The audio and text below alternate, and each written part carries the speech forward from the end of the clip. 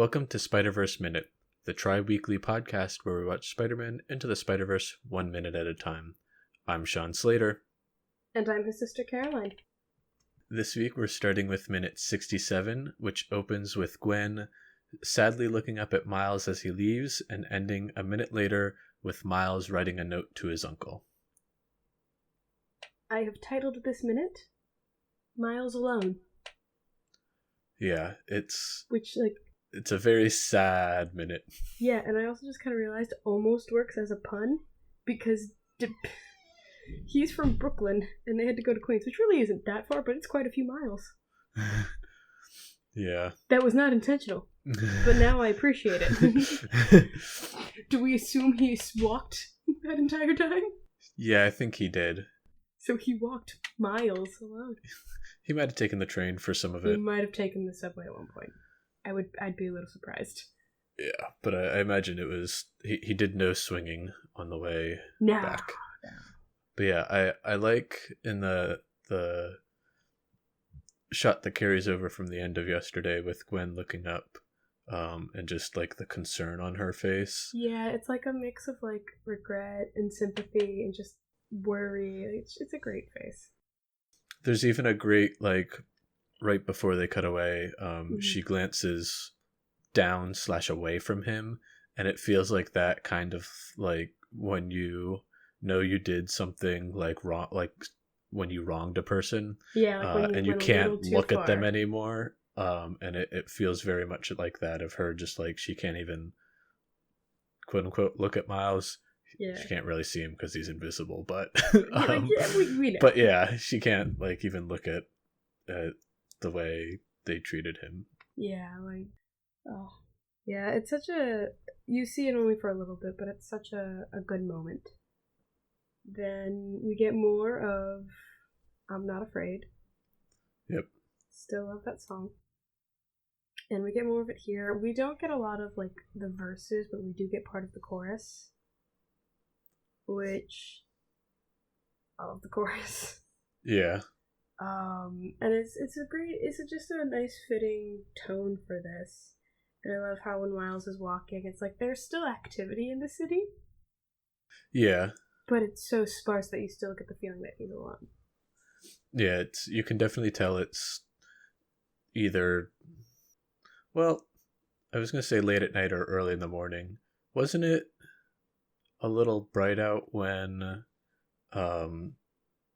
him and Peter and Gwen showed up to Aunt May's? Wasn't it more like, weren't they on the bus in the morning? It was sunny out then. It was sunny when they were on the bus and when they got to Aunt May's. So is this just has a whole day passed? I think so. Good Lord. It's a very long trip. I mean, if you think about it, because they left earlier in the morning to get there. Yeah, they did their stuff. Oh, yeah, so I guess it could have been, like, afternoon when they left that. Yeah, it could have been, like, a day's trip. Yeah, I forgot. And also depending, like, what time they took the bus. Yeah. I had forgotten that was the afternoon and not the morning. Yeah. When they came back from Alchemex. Okay, yeah, so this is probably just the morning after that, it's or like early morning. That sort of, like, yeah. Early, like 5 o'clock in the morning, maybe. Something around that. 4 o'clock in the morning. 4 a.m. Isn't that the time when everything happens? It's probably 3 or 4 in the morning. Yeah. I've been to Times Square at like 3 in the morning, and it's dead. There's still people there, shockingly, but not many. Like, it is pretty much empty. So this is probably 3 or 4. It's a little more active. So I'd probably, like 3 or 4 in the morning, still kind of dark, but the streetlights are still on. But yeah, and like this, I love this style of montage that they do for him walking through the suits, where it's just the character, like, quote unquote, staying in the same place as the scenery changes behind them. Yeah, it's like their animation is seamless, and it's more of a jump cut in the background type thing. Yeah, and they do one like hard cut, and then they have the cut with the car driving in front. Like I like when they use the scenery to assist the transitions between scenes. That too. Another kind of funny thing is, in this scene, like Miles is animated on the 2s while the background's done on the 1s, and so if you go frame by frame, you'll see Miles actually like gliding across the ground, because the background's still moving, but he, you know, isn't animated on that on that bit, so it's just like, you know, him moving, sliding forward ever so slightly, each or every other frame. He's a skater. Yeah. I also love, kind of talking about the transitions, I also love when audios are just like uninterrupted in montages like this. Yeah. And it's like something like, it's usually when it's like dialogue or something and it's showing the transitions. Yeah, you have the voiceover. Yeah, and this we get Miles's dad's voicemail. Yeah, and it's a little, I mean, I guess it depends on how long he's been gone. At this point, it's been like a day and a half, maybe 2 days. Well, closer to 2 days. This would be second days. So, a fair time to get panicked, especially since the last time they saw him, something was wrong, clearly.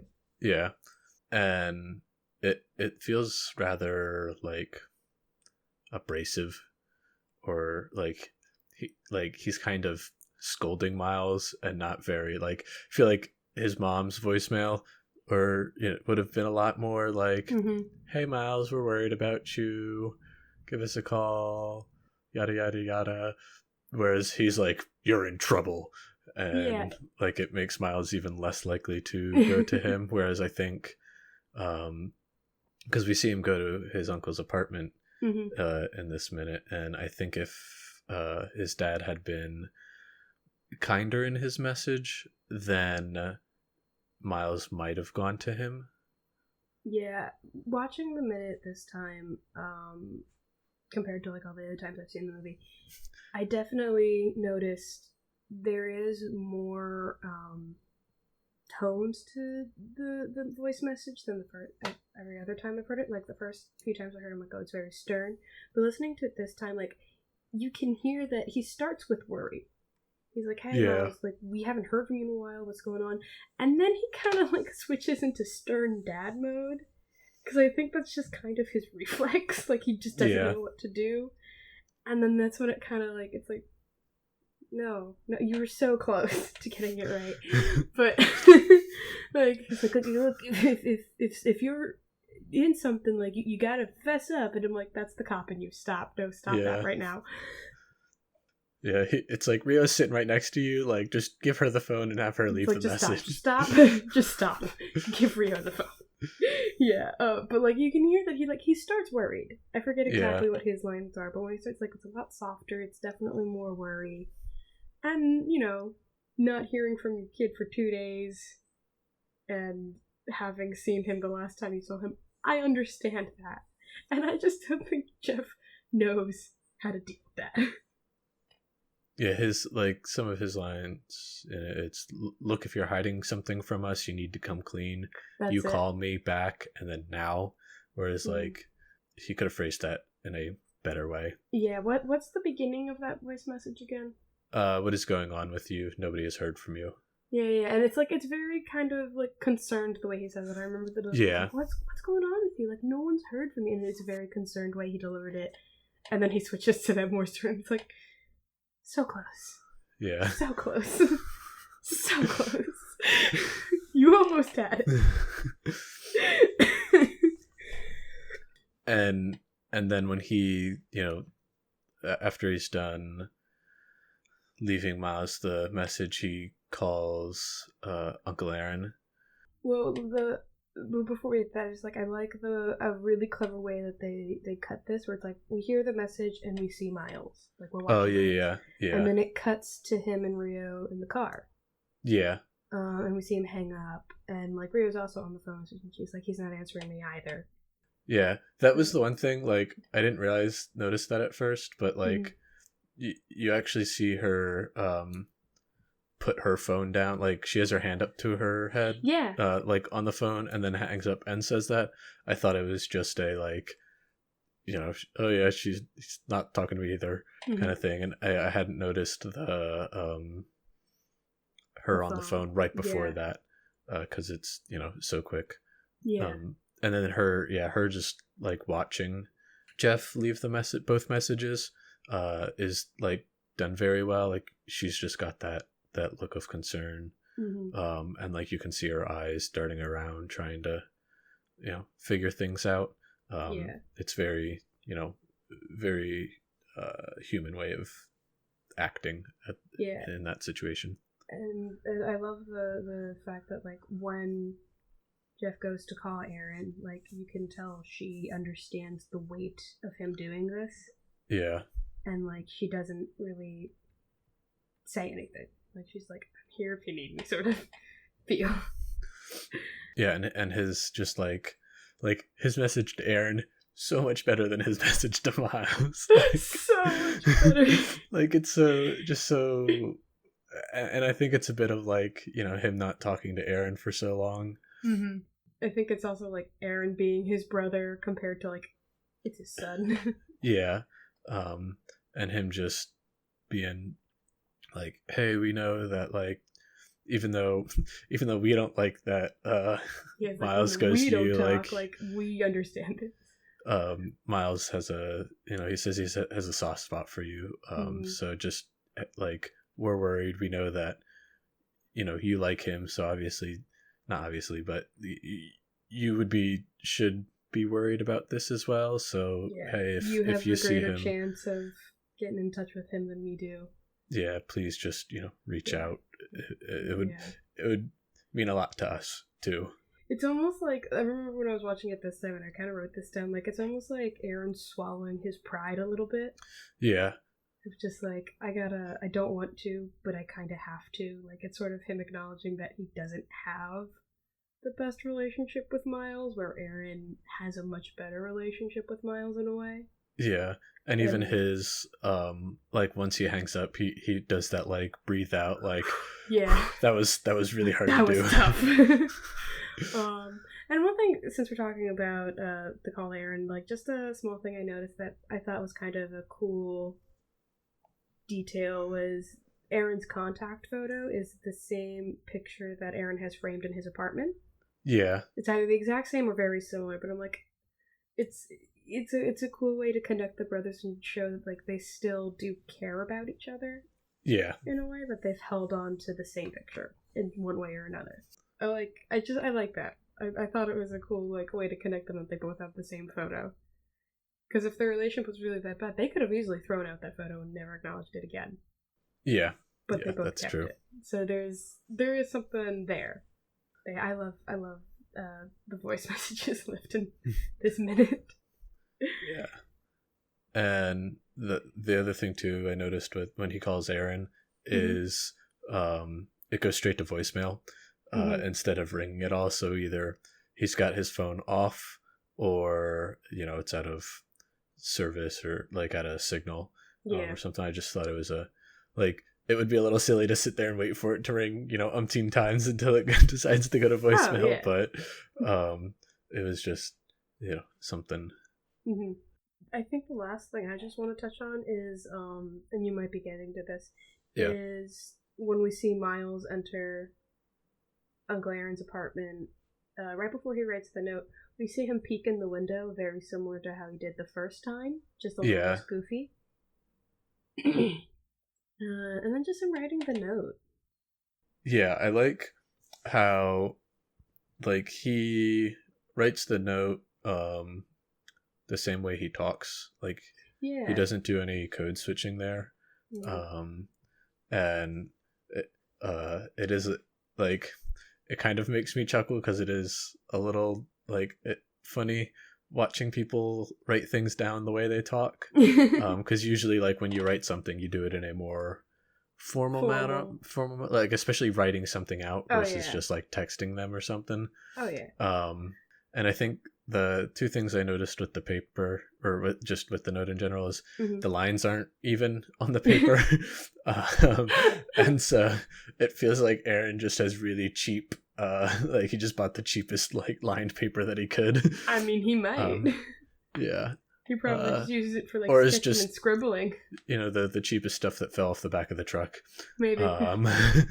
And I also like Miles's like handwriting that they I do in love this. his handwriting. I like how it's like kind of stylized in a way. Yeah, it feels childish, but like not too childish. It doesn't feel childish to me. It feels more like... Well, I mean, it feels like a 14-year-old's handwriting. Oh, well, yeah. But, like, it also feels like he's clearly also an artist, too.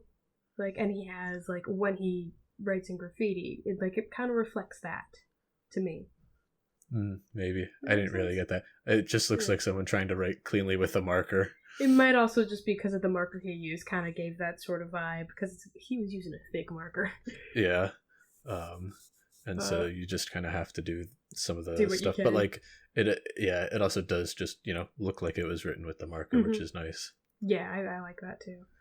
What I was going to say to, like, the him writing as he talks. Yeah. I think it shows a really, like, sort of even more of, like, just how comfortable Miles is with Aaron. Yeah. Because I know with me, like, when I'm writing to a boss or even to, like, our parents, I tend to write a little more formal. But if I'm, like, writing to my friends, especially because I'll put in, like, my pauses, my, like, it's like, and then, I do that all the time. Like, I just kind of write how I talk. Yeah. And it's just more of a relaxed thing because they know how I talk, and it just sort of reflects me a little more. I don't know why I do it exactly, but I do. It's just very casual, and I like when I can do that. Yeah. Was that all you had about the minute in general? Yeah, that's really all I had about the minute in general. Okay. Then I want to go over the Easter eggs in this minute, and then we'll move on to the alt scene. Please. So the first couple I want to touch on is the stores that Miles walks by during the little montage bit. Mm-hmm. And the first one is just a store that says Bendis, and it's not really clear what kind of store it is, but that's named after Brian Michael Bendis, who we've talked about before. I think he was one of Miles's contacts as well, but I think he was. I can't remember. Yeah, he's Miles's co-creator, and did a lot of writing for Marvel. Was pretty involved in the Ultimates stories and stuff. If he was one of the contacts, I do still very much like the fact that Miles has pretty much his god. Yeah. In his phone. And then the next store he walks past is Romita Ramen, which is named after John Romita Sr., who was a famous Spider-Man artist, and he did other things. He also helped co-create the Punisher and was a pretty popular artist at the time. And then going through Jeff's contacts, just going from top to bottom, is D. Cohen, which is Dennis Cohen, who's again a comic artist and also one of the founders of Milestone Media, which was a publisher started in the 90s by some influential Black artists and writers and whatnot. There was, I think, 4 co-creators in that, but like Static Shock comes out of that line, and some other... Wait, the TV show Static Shock? Yeah, he started as a comic in the 90s. Yeah, he did. I always thought he started as a comic. Yeah. I don't remember the TV show. But the next one is C. McKenna, and I think this is named after Chris McKenna. I wasn't able to find anything more definitive. Definitive than that, but he is just a writer, film producer, television producer, and did work on like the Spider-Man Homecoming and Spider-Man Far From Home, among some other stuff. What's with his family knowing famous people? Like, jeez. I mean, they might not be famous in his like, they could just be normal people. Good point. Maybe they're just their neighbors or something. Like, that's an actually great point. Obviously, Bendis is just a store, so the next one is T. McFarlane, who's Todd McFarlane, not Todd McFarland, who's a different person. But boy, that's gotta be. Yeah, it might be McFarlane, but I've never heard it said out loud by anything definitive. But he's an artist and writer, most famous for he did the Amazing Spider-Man run in the late 80s, early 90s, and also had a pretty famous run with Spawn. Oh, cool. And yeah, he I believe he did the art for both of those. And then the next two, AJ Potok and Kay Corivio, I wasn't able to find anything on them. Whenever I search their names, it's just this list of like, oh yeah, this is it. So it's like some obscure inside joke to like the animators. It could be, one of the animators that worked on it, or their pet dog or something. I don't know. We took the first letter of my wife's name and the last name of my pet's previous owner. Yeah. The next one is S. Barron, who the closest I could find related to comic stuff is Barron's Story, who's a really famous illustrator, novelist, and educator. And he got an Eisner for The Sandman, Endless Nights, written by Neil Gaiman in 2001. But like that seems to be, or that is his most famous like comic work. And it seemed like he did a bunch of stuff for like magazines, and like I think I saw National Geographic and Time and some stuff like that. So yeah, so he's kind of tangentially related, and the only like his name is flip-flopped there, so I'm not 100% sure on that. And then the next one was Richard L.R. Couldn't find anything on that. The only thing that came up is Richard is Peter Parker's dad's name. So again, maybe it's just somebody else. And then the last what's it called again? Easter egg is Steve Ditko, who's the co-creator of Spider-Man, along with Stan Lee. And then he's got like his family and Brooklyn Visions as his favorites. He's got Gloria Morales in there, which I'm guessing is his mother-in-law. And then he's also has the 71st Precinct in there, which I'm assuming is the one that he works at. It's also nice that it's a real one in Brooklyn. Like, they picked a number that works.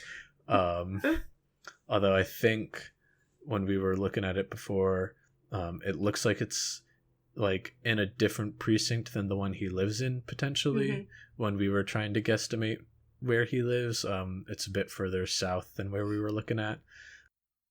Could it possibly just be to avoid conflict of interest? See, I think potentially. I also thought that, like, I mean, it depends. I don't know how the like NYPD does it normally. I know sometimes they actually try to stick people in the like precinct they live in, but I'm not 100% sure on that. Yeah. Hey, if any of the listeners know, let us know. Shoot us an email. And then the alt scene. Yes. So this is alt scene number 12. I know because I double checked it. This is alt scene number 12, and it happens between the last minute and this minute. So like the end of the alt scene is the him walking through the streets. Got it. So I guess technically it happens right at the beginning of this minute, but it's pretty much the end of last minute. He disappears, and then it cuts to the alt scene. And it opens up with Aunt May like clearing her throat and like pointing to the exit like, "Hey Peter, you need to follow Miles and go talk to him." Please tell me he says he's invisible. No. But yeah, so Peter starts to walk away, and then it cuts to Miles sitting on like the platform of a billboard, and Peter walks up behind him and asks if he's okay. Miles pretty much says he's not like them, he can't save the world. Peter responds, "You have to focus on one person, someone you love. Like, you can't save the world, that's your problem." And then so Miles goes, "My mom, my uncle, and my dad." And Peter's just like, "In that order?" You want to talk about that?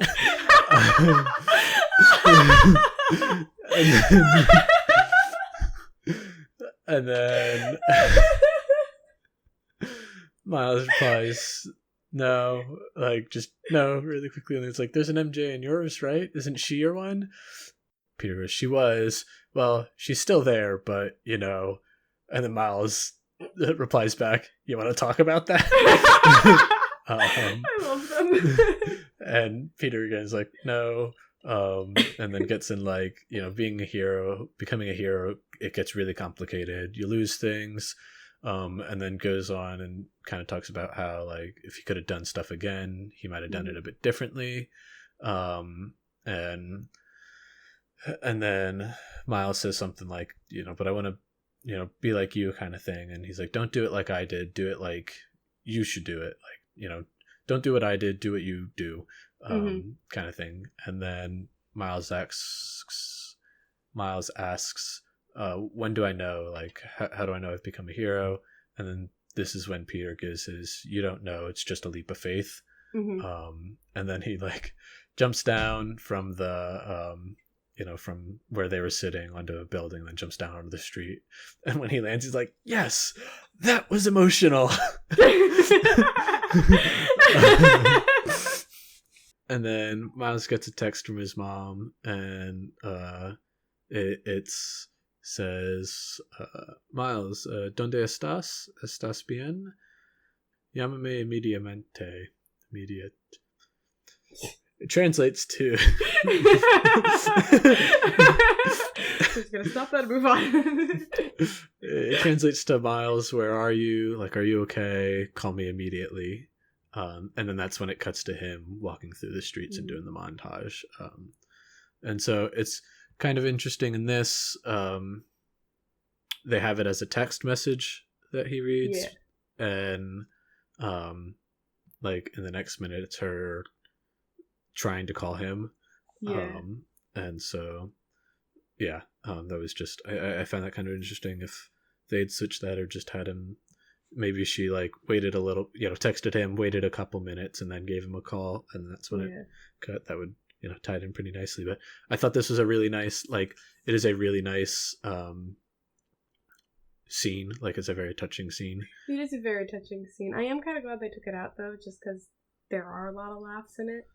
And but they do, like, they're not, there are laughs, but, like, it stays emotional through it all. Yeah, no, like, this movie's fantastic. I know they would have been able to balance it well. Yeah. But what I was gonna say is I also like that they kind of save that whole, you know, you have to have that one, it's like that leap of faith for later.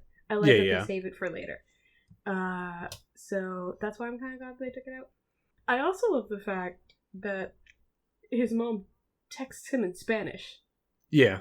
Like, I don't know. I don't know why I think she wouldn't, but, like, that's just, I love that. Yeah, and it's completely in Spanish instead of, like, a Spanglish. Like she was talking. Do you think she tutors Miles? No. Like, just like in Spanish? Like, yeah. No, I think she just, like, talks Spanish and he speaks Spanish. Like, doesn't like, really maybe when he was younger, but... like, because he's surrounded by so much English in his life. Well, I think I imagine at least from where they live. This movie, it gives the impression that he's surrounded by a lot of English in his life. I would actually go the opposite. I feel like he's surrounded by a lot more Spanish than most people. Like, they probably live in a rather Hispanic neighborhood. So it's more Spanish than we heard growing up. Put it that way. It's true.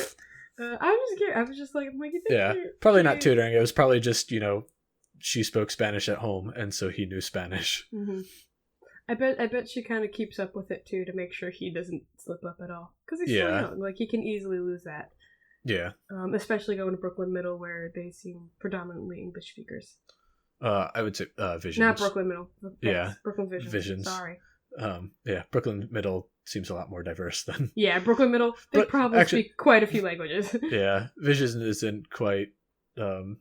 I shouldn't say more diverse, but, like... they definitely don't seem to be as, like... They're still pretty diverse for a prep school. Is it a prep school, magnet school, whatever kind of school it is, charter school? Whatever it is. For a school, you need a lottery to get in. Yeah.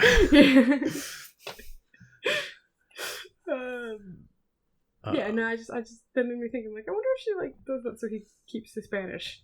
Yeah, that's a cool alt scene. I like that. I can't get over the in that order. yeah. Like, that's great. I love the relationship that they build with Peter B and Miles.